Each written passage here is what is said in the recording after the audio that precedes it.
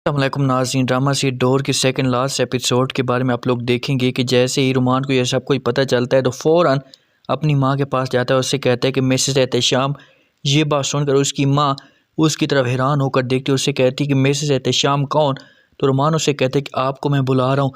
तो जैसे ही मिसेस एहतेशाम ये बात सुनती है तो रुमान की तरफ देखती है, उससे कहती है कि मैं आपकी माँ हूँ। रुमान उससे कहता है कि आप मेरी माँ नहीं हैं, अगर आप मेरी माँ होती तो मुझे आप बता देती, कभी मुझे अपना समझती गैर ना समझती। जैसे ही मिसेस एहतेशाम ये बात सुनती है तो रुमान को कहती है कि मैं आपको अपना समझती हूँ। रुमान उससे कहते हैं कि क्या सबूत है आपके पास कि आप मुझे अपना समझती हैं? हर तरह तो आपने मुझे खोदा ही है और नुकसान पहुंचाने की कोशिश की है ना। मेरा बच्चा अगर इस दुनिया से गया है तो आपकी वजह से गया है और आपकी बेटी की वजह से गया है।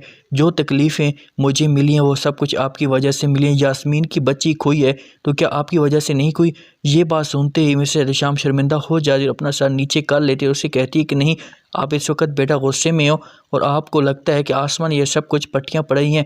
इस एपिसोड में मज़ीद आप लोग ये भी देखेंगे कि यास्मीन को अपनी गलती का एहसास होना शुरू हो जाता है और फ़ौरन आसमा के पास आती है और उससे कहती कि आसमा आप ठीक कहती थी, अब मुझे आदिल के पास चले जाना चाहिए, उनके पास मैं इस घर में नहीं रह सकती। जैसे ही आसमा ये बात सुनती है तो यास्मीन को कहती कि मैं तो आपको पहले भी कहती थी लेकिन आपने मेरी कोई भी बात नहीं मानी, लेकिन अभी भी आपके पास वक्त है, आप उनके पास चली जाएँ दोबारा, आपको वो बहुत ही ज़्यादा खुश रखेंगे।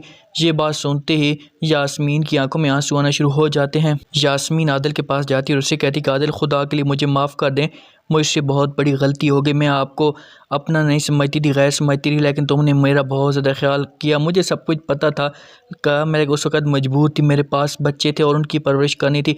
ये बात सुनते आदिल यास्मीन को कहते हैं कि कोई बात भी नहीं, मैंने फिर भी आपका इंतज़ार किया और हमेशा आपका इंतज़ार करता रहूँगा, तुम जब भी आओगी, क्योंकि मैंने मोहब्बत तो सिर्फ़ और सिर्फ आपके साथ की है ना, किसी और के साथ नहीं की। यास्मीन उससे कह रही कि अच्छा आदिल छोड़ो इस बात को, आपकी अपनी मम्मा की सुनाओ, उसकी तबीयत कैसी है? ये बात सुनते आदिल उससे कहते हैं कि मेरी मम्मा भी आपका इंतज़ार कर रही है और उसे अभी भी तुम्हारा इंतज़ार है। उसने सिर्फ यही कहा है कि जब तक वो आएगी तो तब तक मैं उसे देखूंगी और मेरी आंखों में आंसू रुकेंगे। ये बात सुनते यास्मीन की आंखों में बेइंतहा आंसू आना शुरू हो जाते हैं और आदिल को कहती कि अच्छा आदिल, मैं उससे मिलने के लिए जाती हूँ। आसमा रुमान के पास आती है और उससे कहती कि मैं ये घर छोड़कर हमेशा के लिए यहाँ से जा रही हूँ। रुमान ये बात सुनते उससे कहते कि आसमा आपको मसला क्या है, क्यों?